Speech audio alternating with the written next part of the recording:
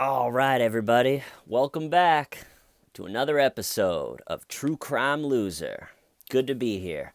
If you enjoy the show and you would like to support it, there's a Patreon link in the description. I would really appreciate it. So today, we're diving back into old Dusty McPhetridge. Quick recap if you just landed on this video. Dustin lives with his mama, is a disgusting pedophile, and that's it. So, the first interrogation, the detective, John, is playing the buddy. So he's saying, let's just talk, okay? Don't worry about, because Dustin is like, I can't make it in jail. I couldn't do it. And the detective doesn't want to say, well, you're going to have to figure that out, Dustin, because you're going to jail in about 2 hours. But he doesn't say that because he wants Dustin to keep talking and to just keep being honest. That's another thing is Dustin loves the phrase, I'm just being honest, and thinks that he can say anything as long as at the end of it, if he says, I'm being honest. So he can lie and be like, yeah, I wasn't even going to do anything. Maybe if we got along, but, and I'm just being honest, okay? Just being honest. And,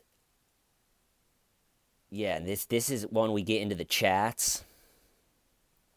And the chats in all these To Catch a Predators turn into the ace in the hole for the detectives. Because there's not really much you can say. They all kind of have the same script when they get in there for the interrogation. They say, this is the first time I've ever done this, and I wasn't going to do anything, and I just was going to come up and talk or hang out. But they got the chats, like it's all, there's 50 pages. And so the To Catch a Predator people can be like, yeah, I was just going to come up and talk. And then the detective's like, well, it says here in the chats that there will be no talking and that you're going to show up naked. And they're just like, ooh. And then it becomes a thing of like, you want me to read the chats? You want me to read the chats? And they're like, no, not the chats. Anything but the chats. And it's like, I'll read the chats. You want me to? I'll read what you said. And so they get into Dustin's chats, which I probably am not even going to go into most of them just because it's pretty disgusting and it's early in the morning and I don't want to talk about what Dustin thinks about this early in the morning. So we'll see how it goes once we get to there. All right, so with the chats looming over his head, they talk about his mama's car, which is the car that he drove over. It's a midnight purple PT Cruiser. And Dustin says that it's a different color depending on where the sun hits it. And he gets his mom's PT Cruiser impounded by the cops. And you gotta think that Dustin's mom is just like, great, now my son, on top of everything else, is a pedophile. Cool. And also, the PT Cruiser is impounded. Perfect. There's a video of Dustin appearing in front of the judge for the first time. So he's in his orange jumpsuit and he gets his cane up and is in front of the judge. And there's a lot of other people that are waiting in front of the judge, and the judge is like, all right, bail is set at $50,000, I think it was, and we'll see if, and Dustin goes, can I be released into the custody of my mama? And the judge is like, no. I think everybody here, he doesn't say this, but I was like, probably everybody here wants to go home to their mama, but no, you're going to jail. And then he was like, can I see that she gets her car back? And the judge is just like, no, I'll see you Friday. So you got to feel for Dustin's mom. She's just like, great, now my kid's a pedophile. My PT Cruiser that's midnight purple is impounded. So they are talking about the car. And then Dustin goes into one of his mini where he sort of just breaks mentally and goes, please don't arrest me. I couldn't make it in jail. The detective's like, okay, we'll figure that out, okay? Let's just not rush anything. Let's just talk. And it always cracks me up when the interrogator acts like a buddy like this, like real buddy, like we're just talking, I'm here for you. And then as soon as the interrogation's over, the person's like, am I going to jail? And the detective's just like, yes, sorry, it's not my department. I'm out of here. You're never going to see me again. So he's playing the buddy. He's doing well. And Dustin, after his long rant about I can't make it in jail, he's like, I'm just going to cooperate. I'm so guilty, I'm under a rock. And I like a lot of Dustin's sayings. If he wasn't a horrifying pedophile, I think he'd be a fun guy to just hang with. Because just, I'm so guilty, I'm under a rock. That's just a funny phrase to use. All right, so then they get into, the detective asked him, is this the first time that you've chatted with an underage person on the internet, or your first experience with underage? And Dustin's like, no. And many times throughout this interrogation, I'm like, Dustin, why are you talking right now? You already brought KY and a razor to shave the kid. Just shut up. Dustin probably talked himself into another 4 years during this interrogation. And I think, if I'm not mistaken, I think he got one of the longest to catch a predator sentences.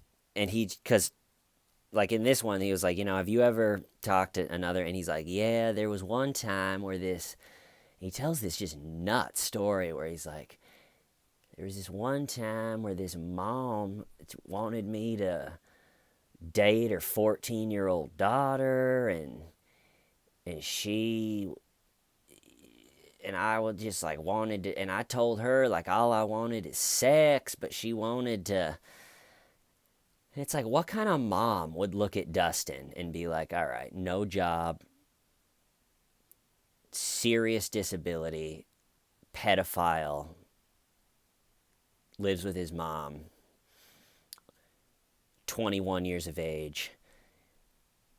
I think that he could be a good match for my 14-year-old daughter. I think that could be good. And then he's like, they like met up, I guess, to him meet the daughter, or they like tried to and they didn't come, or I don't know, something. But anyway, the whole thing like fell apart. Of course.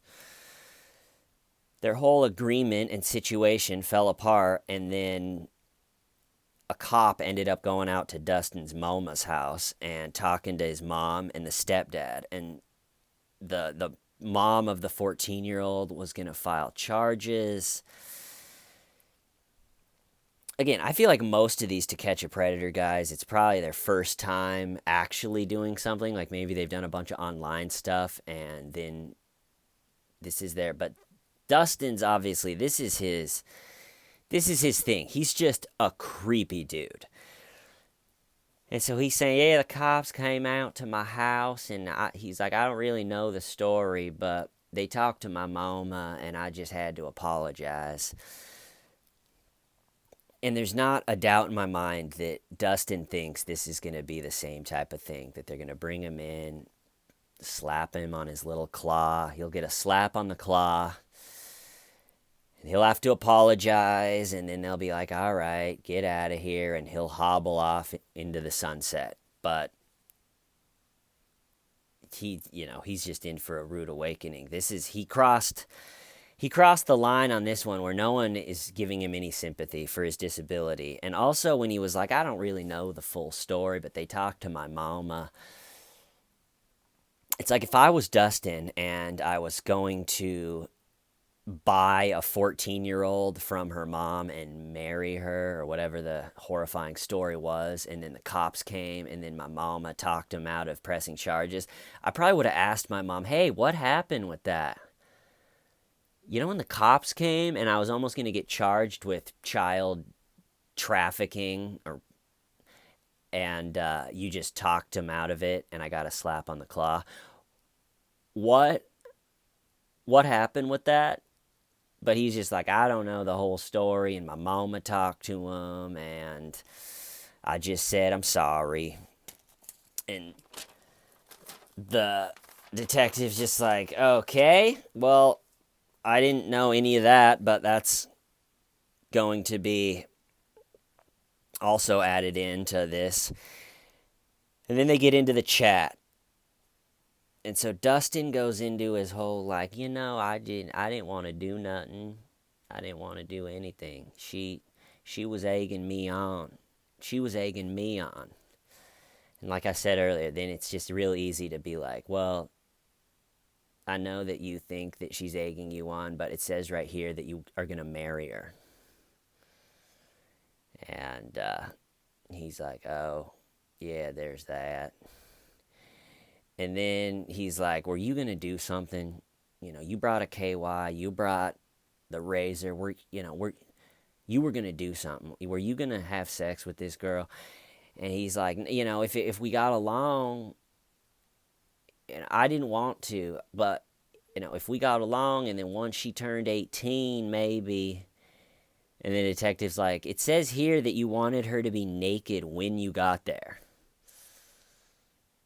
And so it's just this over and over again where Dustin's trying to downplay what happened, of just like, she said, I said that if we get there, we maybe watch a movie and then, we would see what happened. And then the detective's like, it said that you wanted her naked immediately and that it was just going to start right away. And then Dustin's like, yeah, well, I'm an idiot. And the Detective John does a real good job being like, no, I'm not calling you an idiot, but we're going to figure this out.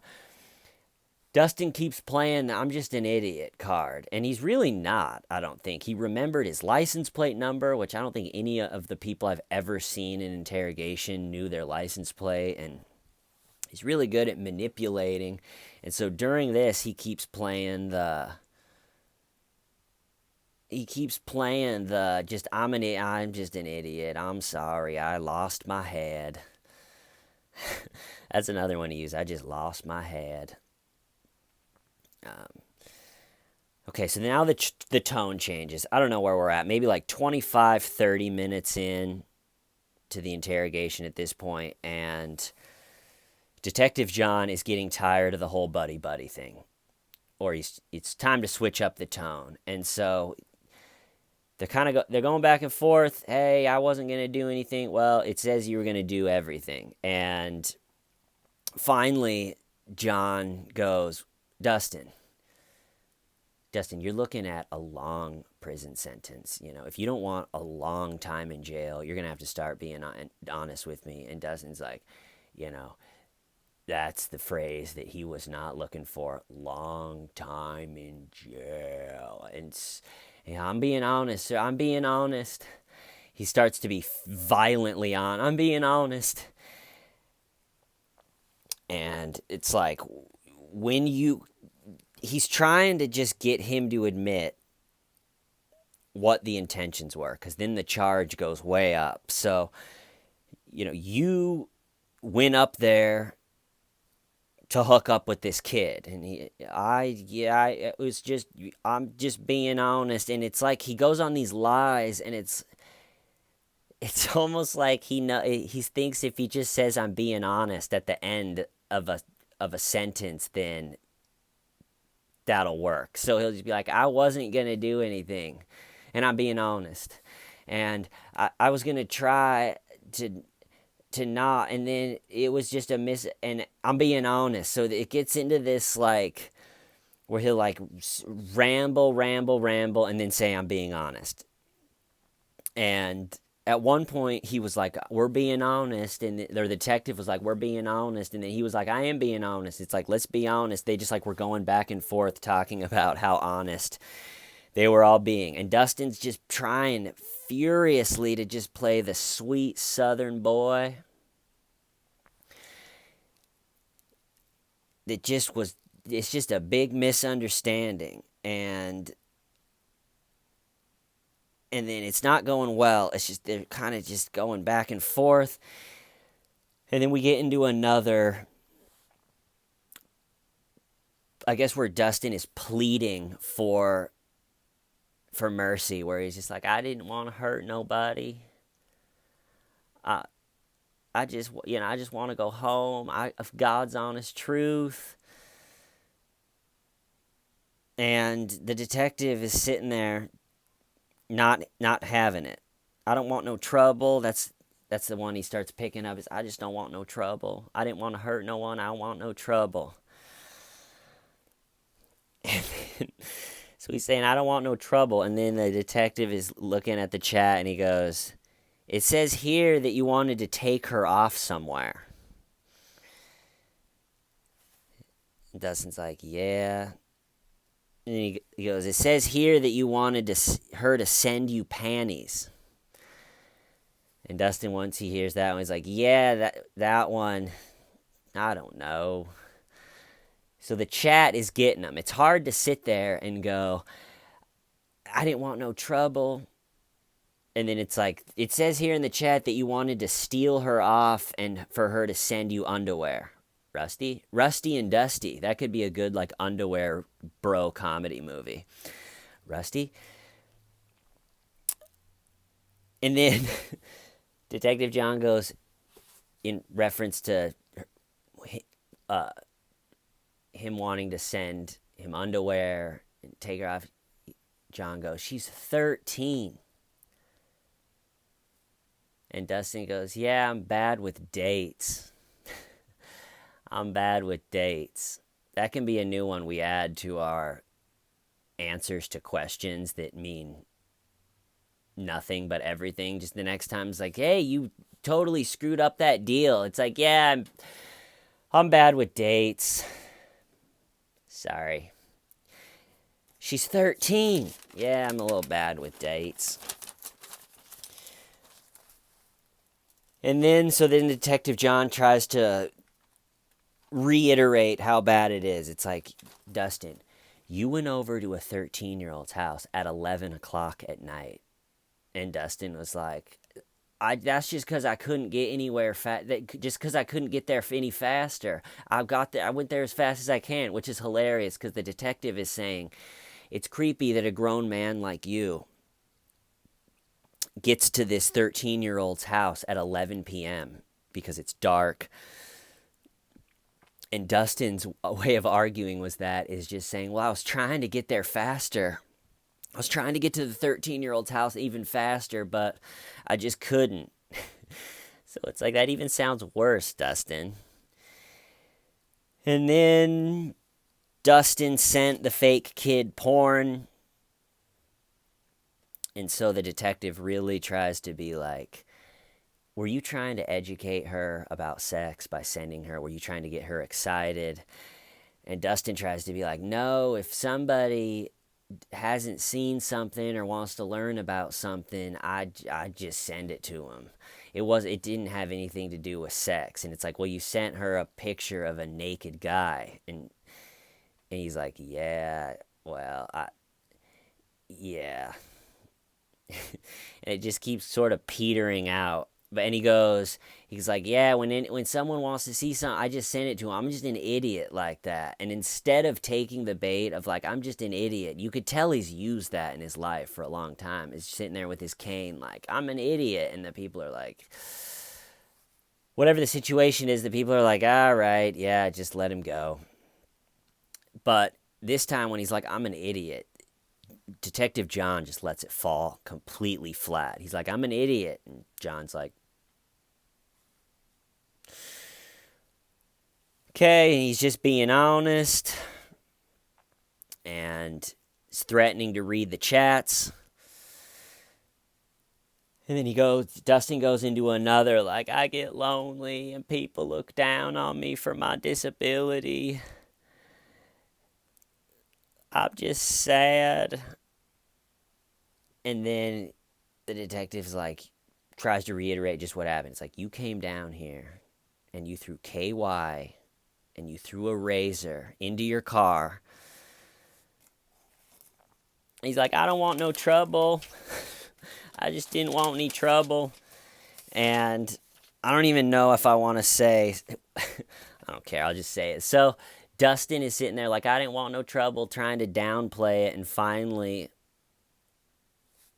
John goes, you said,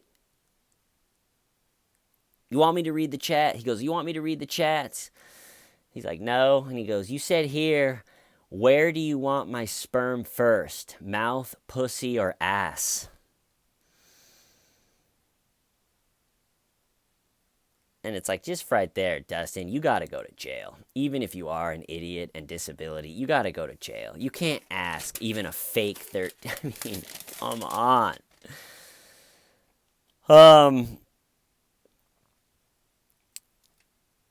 He's like, would you sleep with her? He's like, no, but if we would have gotten along, and then I want you to be naked right when I get there. And he's talking about getting her drunk, and just the whole text is horrifying. And then something kind of interesting happened is he was like, have you ever slept with women of age on the internet? And Dustin is like, yeah, I have. And I think he slept with a few of them. And that right there takes away Dustin's whole, like, I'm lonely. It's like, you're doing fine. You got a couple women that are of age. You're out there. You're dating.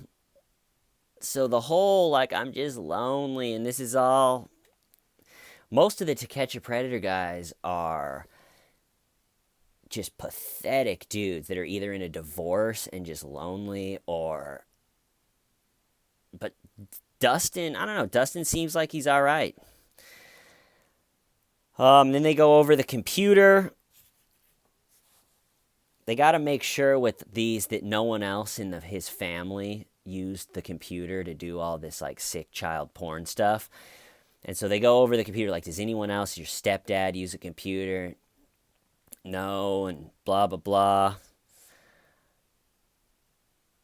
And then the last thing I'm going to talk about is they start talking about his child porn collection. And he admits that he has some, and it turns out he has DVDs, and Dustin goes, I'll delete it all. He's like, I'll delete it all when I get home. I don't want no trouble. When I get home, I'll delete it. And that just shows you he really thinks that he's going home in an hour. You know, he keeps going into those, like, I just don't want no trouble. I'll delete it when I get home. Thinking that he can just end it. But the detective's just sitting there listening, being like, Dustin, I'm just going to wait for your little monologue to run out of gas, and then we got to talk about this continuing. All right, so I'm going to cut it off there.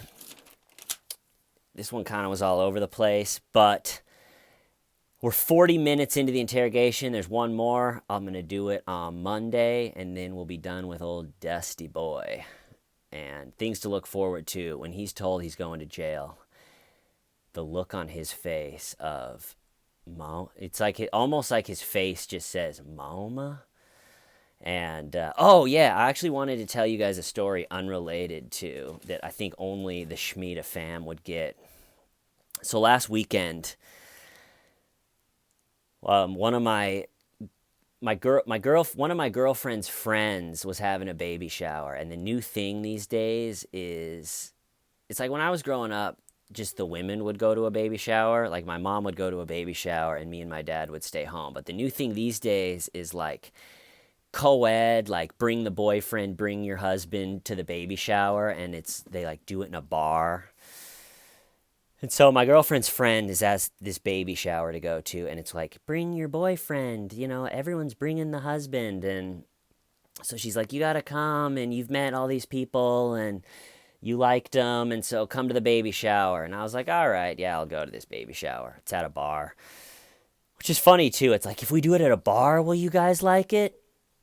And so it's a beautiful day, and we get up to the Upper West Side, where it is, and walking up to the bar where it is, there's a street fair, and I love street fairs. So I was kind of like, oh, it's a beautiful day, there's a street fair. I kind of wish we were just doing that. So we go into the the baby shower, and it's fun, and you can order, there's like a little menu. You can order beef sliders and chicken fingers and fried cauliflower. There's like 4 or 5 things that you can order, and it's set up, and everybody's talking and telling stories about their babies, and I'm kind of just sitting there trying to talk to everyone. I don't really know anyone there. I maybe know like 2 people. And so I'm trying to talk, and the waiter comes around and is like, hey, do you guys want to order food? And so there's a bunch of people, and everyone's like, yeah, I'll take the beef sliders. I'll take this. And so everyone orders food. And then a time later, still everyone's kind of talking, and the server brings a huge platter of everything that everyone ordered and sets it down on the table. And so everyone was like, all right, here's the food. So everyone's kind of picking around, trying everything.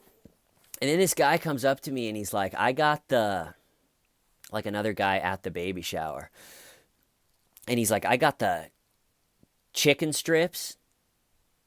And he's like directing that at me. He's like, I got the chicken strips. And he's looking at all of the food that's just sitting there that everyone has sort of, it's like turned into like the group food. Just a bunch of appetizers, and he set it down, and so we were just all, and then he came up to me like, hey, I got the chicken fingers, being like, where's my order of chicken fingers? I didn't want to participate in like the group food. And I was like, oh, I don't know, I didn't spearhead I don't know, but you're welcome to take whatever you want.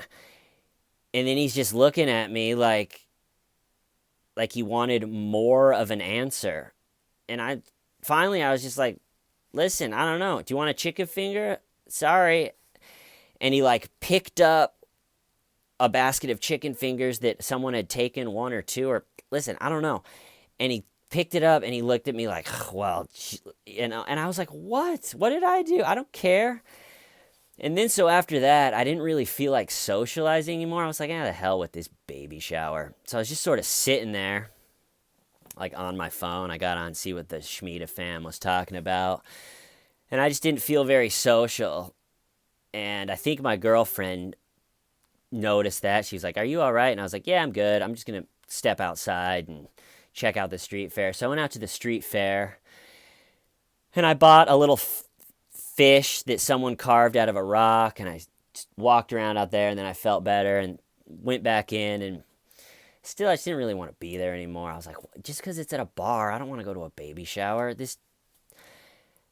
was just sitting there, and then not feeling too social, wanting to leave, and then this couple came up, and she's like pregnant, and they're holding like another little baby. It's like the perfect situation for them. They're like in heaven at this baby shower, just talking about babies, thinking about babies, everything babies. And so, she's pregnant, and he's got wearing another baby, and they got all the diaper. I'm just sitting there, not in the best mood. And they were like, I heard that you like do a YouTube thing. And I was like, yeah. And they're like, what do you talk about? And I just wasn't in the greatest mood. And I was like, you ever heard of the Chris Watts case? He killed his whole family. And they're sitting there like holding they were just like, all right, nice to talk to you. And just when I was just like, thank you. And sitting there like, only the Schmida fam would get this. Okay, that got long. All right, anyway, I love you all. Have a great weekend. True Crime Loser out. Why, Stiving why?